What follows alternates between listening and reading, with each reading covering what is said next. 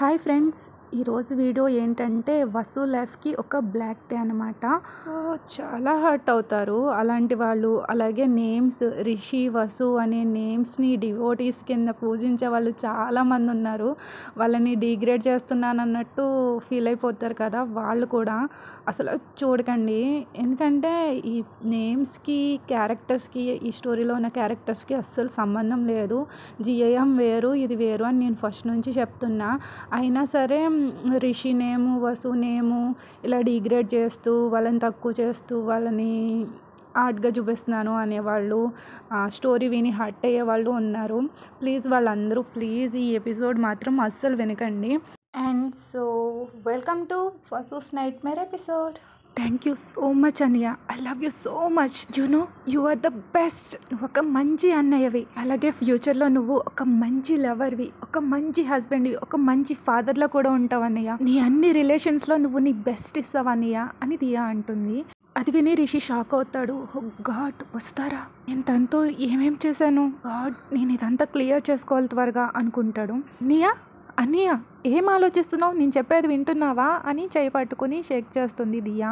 అప్పుడు రిషి స్మైల్ ఇచ్చి మోకాల మీద కూర్చుని, చూడమ్మా, నేను మంచివాడిని కాదు, చాలా చెడ్డవాడిని, బ్యాడ్ పర్సన్ని. హార్ట్ అస్సలు మంచిది కాదు. అయినా సరే నీ లైఫ్ కలర్ఫుల్గా ఉండాలని విష్ చేస్తున్నా. నువ్వు ఎప్పుడూ హ్యాపీగా ఉంటావు.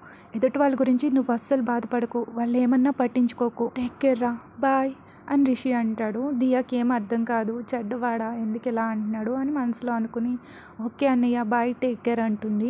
రిషి అక్కడ నుంచి వెంటనే అంజు ఇంటికి స్టార్ట్ అవుతాడు. ఓ మై గాడ్, వస్తారా? తనని ఎంత బాధ పెట్టాను. దియా అన్నట్టు వస్తారా తప్పేముంది అందులో? తను అలా పుట్టడంలో తన తప్పేముంది? తను ఎంత హర్ట్ చేశాను. షిట్, ఇదంతా క్లియర్ చేసుకోవాలి అనుకుంటూ ఫాస్ట్గా నడుస్తూ మధ్యలోనే తన నడక ఆగిపోతుందన్నమాట. మను వసులు కలిపి ఉండడం ఒక ఇమేజ్ తన కళ్ళ ముందు ఫ్లాష్ అయినట్టు వచ్చి, వెంటనే రిషి కళ్ళు కోపంగా ఉన్నట్టు ఎర్రగా మారిపోతాయి. నో, ఇది అస్సలు జరగనివ్వను. వస్తారా నాది, వస్తారని నేను ఎవరికి దక్కనివ్వను అని రిషి మళ్ళీ కోపంగా మారిపోతాడు. ఇక్కడ మీకు ఒకటి ఎక్స్ప్లెయిన్ చేయనా? రిషి తన లైఫ్లో ఎంత పెద్ద తప్పు చేశాడో రిషికి అర్థమైంది. కానీ వసుధారా అలాగే మను వాళ్ళిద్దరికి మ్యారేజ్ అయితే వసు దూరం అయిపోతుందని మళ్ళీ కోపం వచ్చేస్తుంది. తను ఎలా దక్కించుకోవాలో తెలియక మళ్ళీ కోపంలో తను మళ్ళీ మిస్టేక్స్ చేస్తాడనమాట. ఇంతకుముందు కూడా ఆల్రెడీ చెప్పాను, వసుని దక్కించుకోవడానికి ఎంత దూరమైనా వెళ్తాడు, ఒక మాన్స్టర్ లాగా.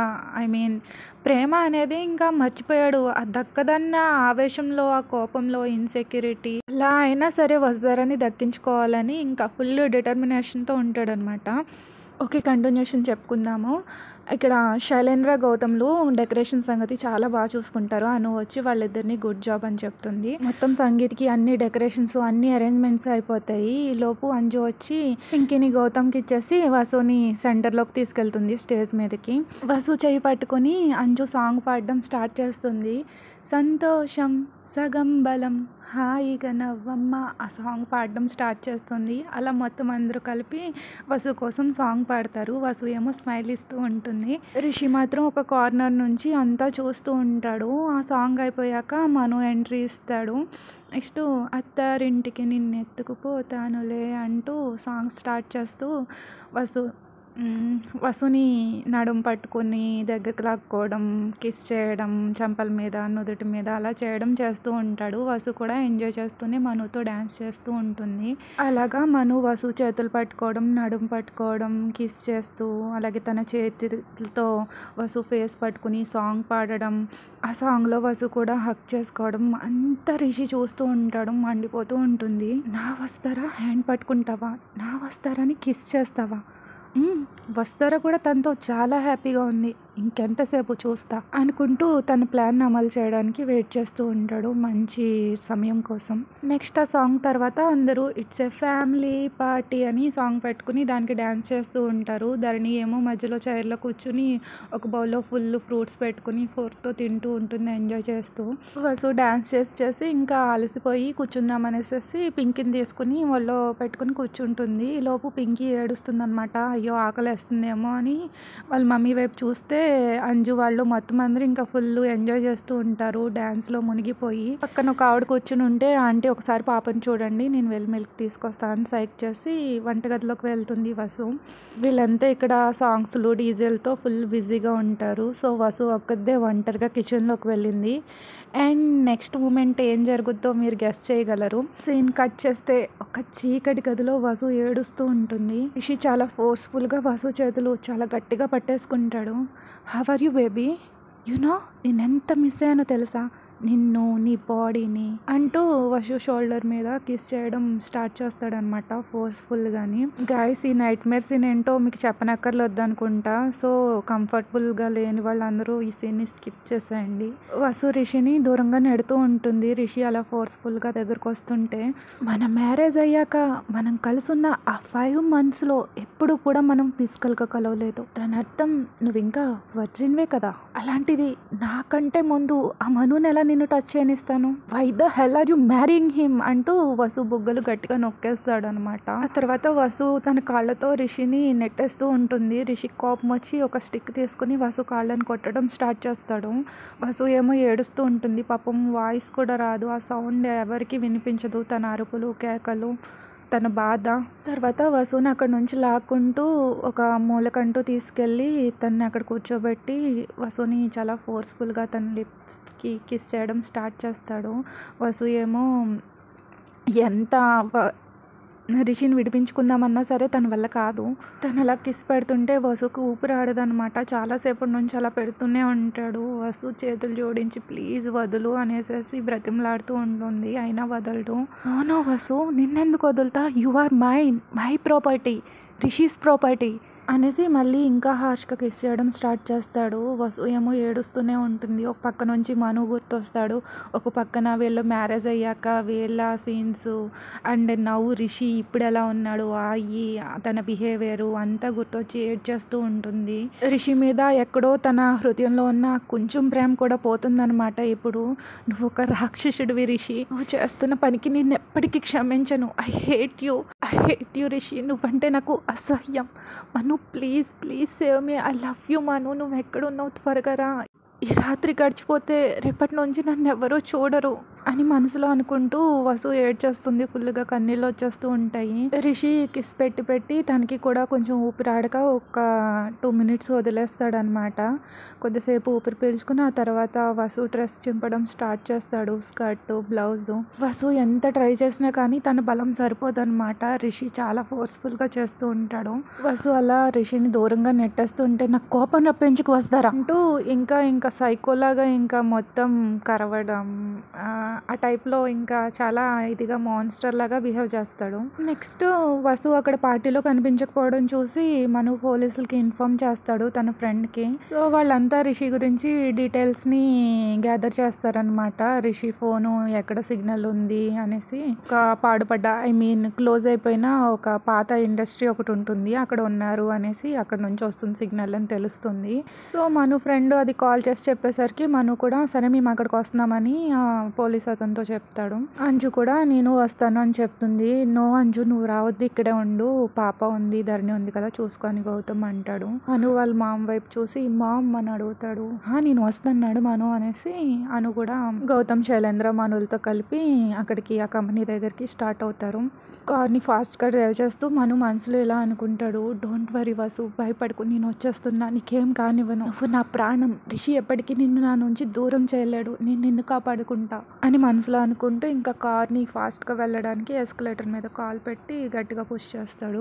రిషి తన ఫింగర్స్తో వసు బాడీ మీద ట్రేస్ చేస్తూ తనని హిక్కిసిస్తూ తన్ని చాలా టార్చర్ చేస్తాడనమాట, ప్రెస్ చేస్తూ.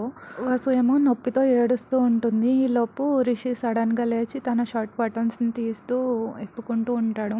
వసు భయంతో తల అడ్డంగా నో అనుకుంటూ ఊపుతూ ఉంటుంది.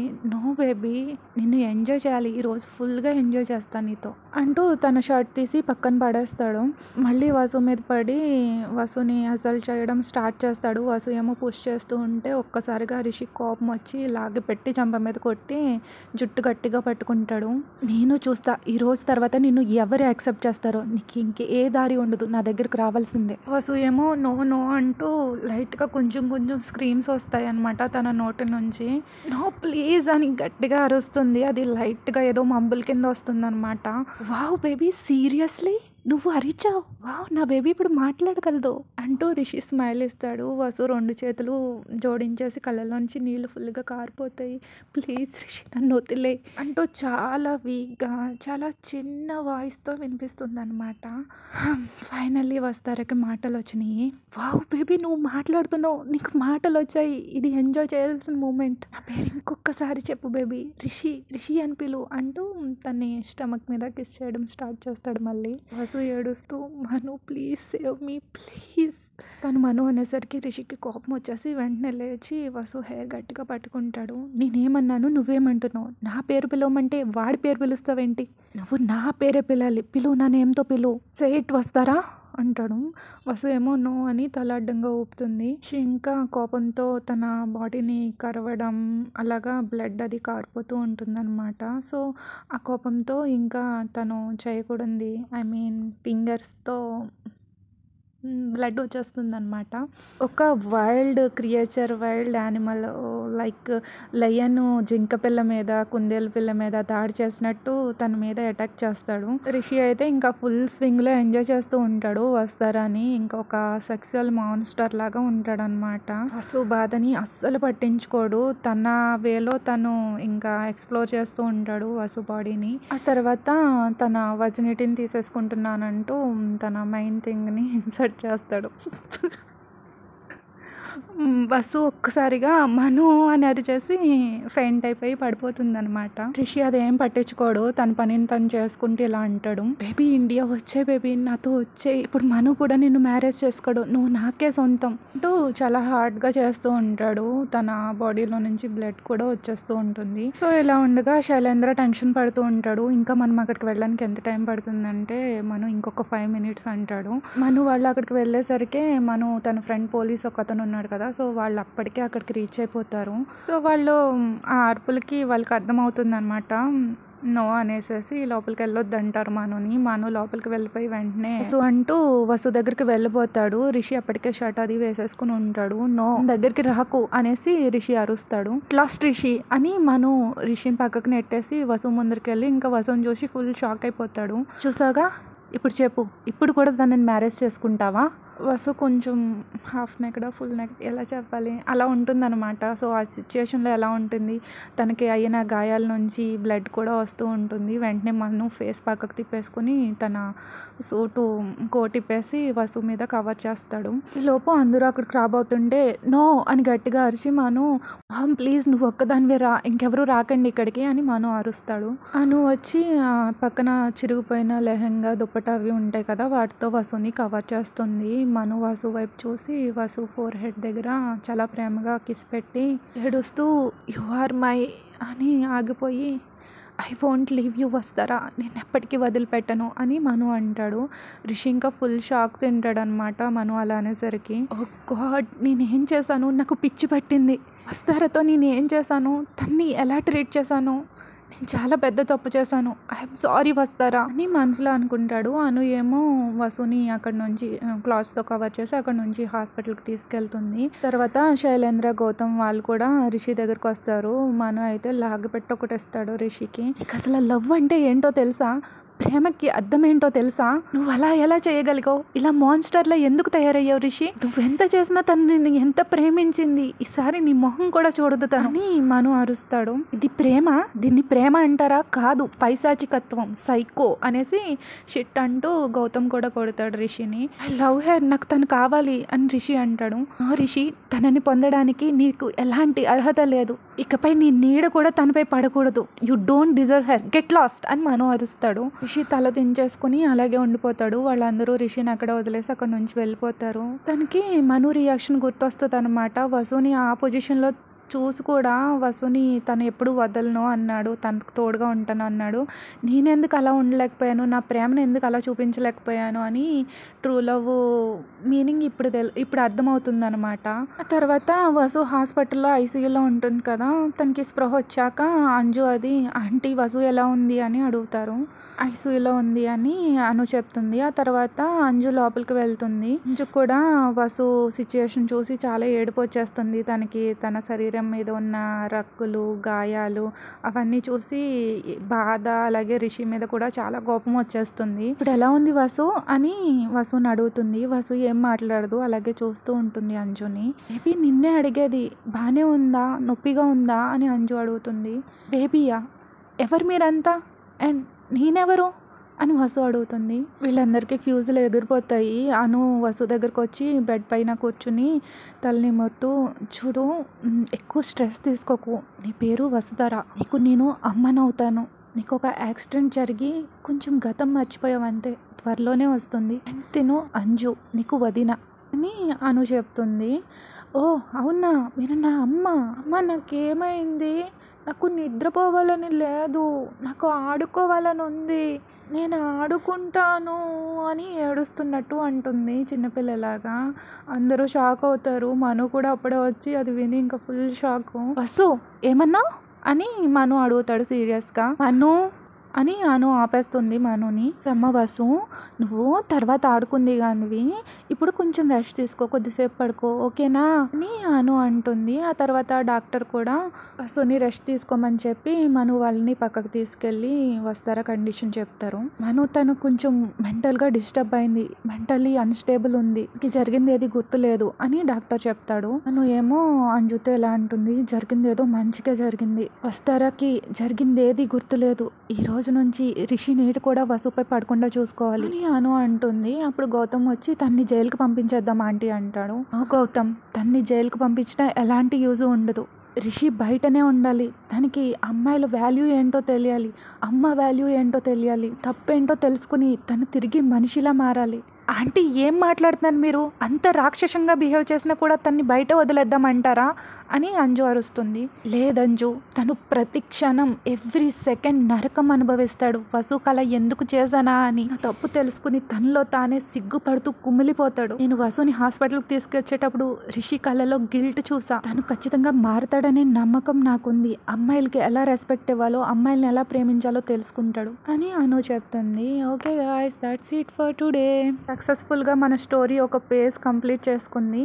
రిషిని తిట్టుకుంటారని చెప్పాను కదా, ఆ పేజ్ అనమాట ఇది. మీరు స్టోరీలా చూసి రిషి అనే నేమ్ని పక్కకు తీసేసి ఓన్లీ ఇది రిషి వేరే, రిషి వేరే అని ఓన్లీ స్టోరీలా చూస్తే మీరు ఖచ్చితంగా రిషి అనే క్యారెక్టర్ని తిట్టుకుంటారు. అండ్ మ్యాక్స్ నేను ఎక్కడికక్కడే రిషి అలా ఎందుకు చేస్తున్నాడని ముందే చెప్పేశాను, ఎక్స్ప్లెనేషన్ ఇచ్చాను, మీరు నన్ను ఎక్కడ తిట్టేసుకుంటారో అనేసి. అలా చెప్పడం వల్ల కొంచెం తిట్టుకుని ఉండకపోవచ్చు ఆ క్యారెక్టర్ని, అంతే. అది చెప్పకుండా ఓన్లీ స్టోరీయే చెప్పి రిషి క్యారెక్టర్ని డీప్గా ఎక్స్ప్లెయిన్ చేయకపోతే మాత్రం ఖచ్చితంగా రిషి అనే క్యారెక్టర్ని అందరూ తిట్టుకోవాల్సిందే, తిట్టుకునే ఉంటారు. నెక్స్ట్ రిషి కోసం ఏడ్చే సీన్స్ వస్తాయి అన్నాను కదా, సో ఇప్పటి నుంచి కొంచెం అది స్టార్ట్ అనమాట. ఓకే గాయ్స్, నచ్చితే లైక్ చేయడం మాత్రం మర్చిపోకండి. బాయ్.